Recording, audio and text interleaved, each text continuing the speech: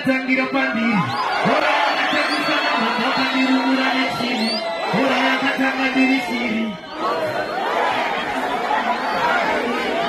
Ndichinobuda mudzaini, ndina vana kudzaini, kotogone pastori mani. Kulendi.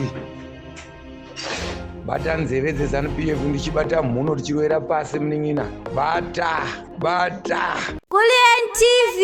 Hazvina kumira mushe mhuri yeZimbabwe. Muimbi wechidiki Chillmaster otya kanyama nevanhu mushure mekunge aatenda munhu mutapa celebration iro rinova birthday rapresident Emerson Mnangagwa raitwa nhasi. Vanhu vari kupopota zvisingaite kuti iwo mukomana iwo kandepi zvinoda kuchijerera takusumudzira nhasi wauda kutanga kuenda kune vanhu vachinocelebrata life yevanhu vari kutitisa marombe, vanhu vari kuita kuti hama neshamwari nevamwe vapfanha vaite zvemusombo, vaite zvemadrugs, zvibata zvinodhaka. Zvinhu izvozvo zviri kunetsa ende unozoti vanhu vari kujamuka zvekuti indambotanga nditongofunga kuti kangoroka ishu kadiki kusvika ndatongoona kuti aizve munhu wese haasi kufara nenyaya iyo. Ende mashoko mamwe ari kunyanyisa kubuda panapa nyaya yakaitika pamashure apa pane iye mukomana wayo, pane paainzi akatsika munhu achidhiraivha asina license. Nyaya iyoyo yaitonetsa futi, yaitotemesa vanhu musoro iko yose usina kusungwa iwo kangonzi angopuwa bheu re$200. After kabheu ke$200 vangonzi ka-community service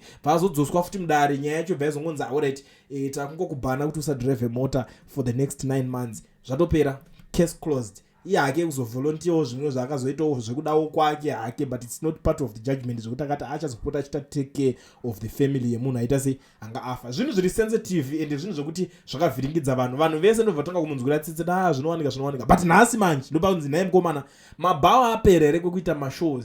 Pakuti izvozvo kwamakuenda muchinoitira mashows kuda kutaimira mota dzaweeknewo because apa chinhu chatosara ndechekuti apapere kana 3 days unoona unzwanzi mukomana adedzwa kunzi right iwo chimhanya unoona Victor unopuhwa kana chakati unopuhwa kamota kakadai because since weeknewo anga ari kungosponsor ari kungotambidza munhu wese mota.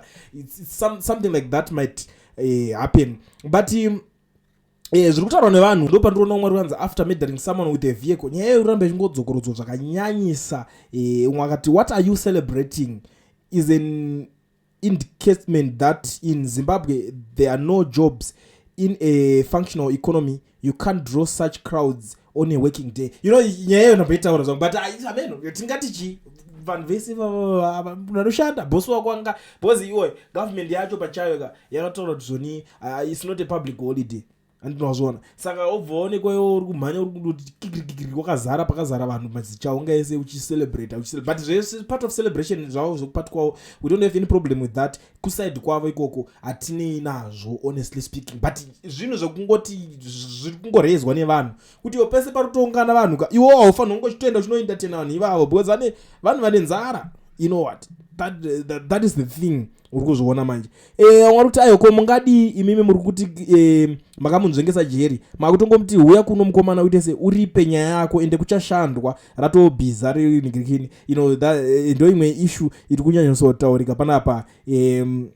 Mwari kuti force the crowds, unemployment and lacking alternative entertainment. Imwe nyaya iyoyo yekuti force the crowd it's something chekuti it's now a thing. Chidiri so far right. Ndingangoti chidiri paZimbabwe izvezvi kunozoti vanhu hatisi kushanda, vanhu hatisi kuita sei. Zvinongonzi right munhu wese mangwana enda kurali. Yeah, munhu wese wenanga kurali. That's it. Munhu wese mirira buzz up. Especially vaya vakapuwa zvimastendi zvenhano zvimastendi zvezanu vaya yakuno munhu achinasi kutoziva kuti dhera cho zvimbori chicha zviri kunyazoitika akungoti handi ndakashamisika rimwe gore vanhu vakamira vachibvunzwa kuti saka chinonzi masanction chacho chii. haasi kutoziva but ari kunzi tiri kungomacha ngavabvisire masanction. Ko masanction acho ari kukanganisa ichi they don't even know kungonzi handei chete tiri chaunga. Because what we know is like people they have to go out in numbers nekutoziva kuti we are doing this kuti tizodai izvo zvekuzonzi munhu mutapa chinji ko yatadza nei kungonzi Mnangagwa day hapana chakamboshata. Handiti ndo zvamuri kuda kuti zviitwe chichazonyanyisa kukosha pamafika ponzi munhu mutapa day iro riri day rake rebirthday rake iye ndiye atomutapa wacho. Parikupisa honestly speaking andori mahwana handisidawo kunyeberai. mwari kuti zvoni selective application of law, this country is actually lawless and Mnangagwa, you have no respect for people and the office you hold. Celebrating someone who killed somebody while driving without a valid license, incompetent at its highest. Inini zvangu nyaya yekuti mukomana akambotsika munhu nenhingiribepe handidonyoitaura cause iri sensitive unozoramba zvichingotaura zvotanga pamwe uda kusimudzira munhu mhepo. Ishu yatikutaura ndeyekuti muimbi wewe uri kuenda uchinoimba kurali ndo nyaya hombe iri kutonyaonetsa.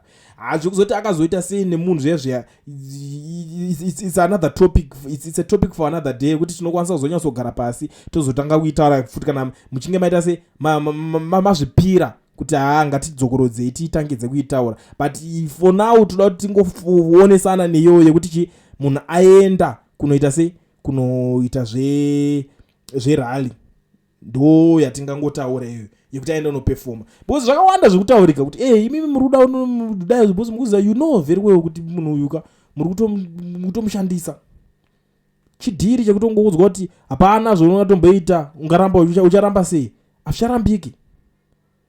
Azvicharambike honestly.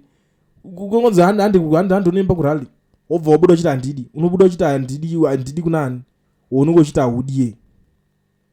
Even the likes of anataura ikandishaya watobuda uchicelebrate mfana wedu uyu.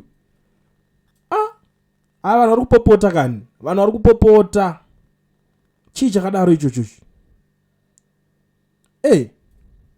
Right. Umwe ari kuti ukaita zvemusangano mhosva dzako dzinokanganwikwa kungobuda musanga chete nyaya dzako dzinovhukunurwa.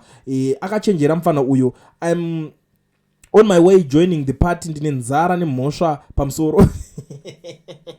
Imagine vamwe vakutotaura kuti aidine nzara ndikamhosva kandakaparawo futi.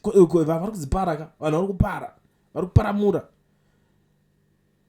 Iyi nyaya yekuti munhu anenge ane mhosva dzanenge akaita mashure inongonzi kana vakuda nezvake jaji zvakafamba sei paipo wakatonga nyaya yemukomana uyu, kana vanyatsoda nezvake chaizvo zvikuru kunzi abuda musaga zvitongonzi ko paipa wakanyatsotonga sei kwenyaya pane nyaya yakati kamusi wakata unobvunzirwa nyaya kumashure wonzi zvakanyatsofamba sei akatonga nyaya akatonga sei kune wakutobvunzwa iwe aiwa inini ndakazoona kunzi aiwa uya kuno kushamwara titonge nyaya tichidaro handiti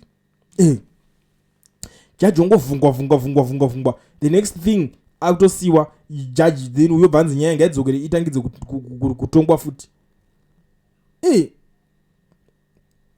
Aiwa hazvida kuningira right. Umwe ari kuti ayo zvaendwa mufana nengozi iya yakanyatso chizopfuka manje kwawakatambira uko. Hava hanzi ngozi yakuda kunyatsopfuka nekwawakutambira because sometimes vamwe havadika unonge wauraya munhu wenhingirikini weopposition demota because we can't say munhu weopposition as such, but unonge watouraya munhu atotadziswawo kuita magoals ake mulife this so called ruling party, ubva wazoonekwawo kuenda kupati iyo anokuzoti zvimwe ndakakuregerera nchiti tikutambura tese munyika asi papa kana hatingatambe tichidaro.